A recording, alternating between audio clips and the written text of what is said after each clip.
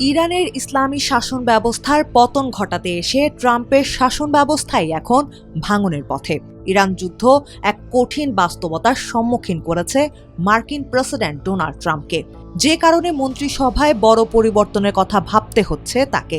সম্প্রতি সেনাপ্রধান Randy George ও attorney general পাম বন্ডিকে সরিয়ে দেওয়ার পর এই ভাবনা এখন আরও জোরালো হয়েছে বলে বার্তা সংস্থা রয়টার্সকে নিশ্চিত করেছে হোয়াইট হাউসের অভ্যন্তরীণ আলোচনা সম্পর্কে জানা 5 জন সূত্র। এদিকে গত 27 মার্চ ইরানকে চুক্তির জন্য ট্রাম্পের 10 দিনের বেঁধে দেওয়ার সময় শেষ হওয়ার পথে, যদিও এখন পর্যন্ত ওয়াশিংটনের সঙ্গে কোনো চুক্তি করেনি তেহরান।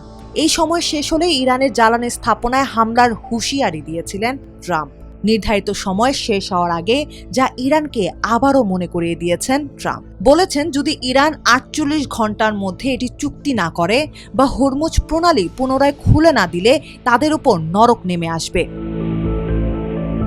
এই দফায় ট্রাম্পকে ছেড়ে কথা বলেনি ইরান।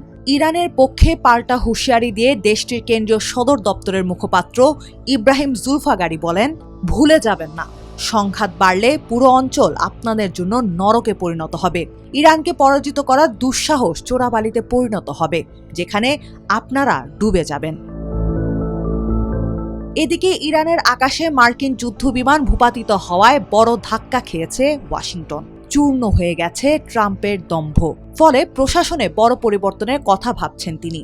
রয়টার্স বলছে, গত 5 সপ্তাহ ধরে চলা ইরান যুদ্ধের কারণে জ্বালানির দাম বৃদ্ধি ও ট্রাম্পের জনপ্রিয়তায় ধস নামায় আগামী নভেম্বরের মধ্যবর্তী নির্বাচনে রিপাবলিকানদের উদ্বেগ বাড়িয়ে দিয়েছে। এই অবস্থায় জাতির উদ্দেশ্যে ভাষণ দিয়ে পরিস্থিতি নিয়ন্ত্রণে আনার চেষ্টা করেছিলেন ট্রাম্প, তবে তার সেই কৌশল কাজে আসেনি, যে কারণে এখন নতুন কৌশল হিসেবে মন্ত্রিসভায় পরিবর্তন আনার কথা ভাবছেন ট্রাম্প। মন্ত্রিসভা থেকে কাদের বাদ দেয়া হবে সেই বিষয়ে সুনির্দিষ্ট কিছু জানা যায়নি, তবে বেশ কয়েকজন চাকরি হারানোর ঝুঁকির মধ্যে আছে। এর মধ্যে জাতীয় গোয়েন্দা প্রধান তুলসি গ্যাবার্ড ও বাণিজ্য মন্ত্রী হাওয়ার্ড লুটনিক অন্যতম। একজন জ্যেষ্ঠ কর্মকর্তার মতে, গ্যাবার্ডের উপর ট্রাম্প অসন্তুষ্ট। নতুন গোয়েন্দা প্রধান নিয়েও নিজেদের ঘনিষ্ঠদের সঙ্গে আলোচনা শুরু করেছেন প্রেসিডেন্ট। এছাড়া ট্রাম্পের কিছু প্রভাবশালী মিত্র ব্যক্তিগতভাবে বাণিজ্যমন্ত্রী লুটনিককে সরানোর জন্য চাপ দিচ্ছেন, কেননা সম্প্রতি জেফ্রি অ্যাপস্টাইনের সঙ্গে তার সম্পর্ক নিয়ে অনেক সমালোচনা হয়েছে। ইরান ইস্যুতে গণমাধ্যমের কাভারেজ নিয়েও ট্রাম্প বিরক্ত বলে জানিয়েছেন 2 জন কর্মকর্তা।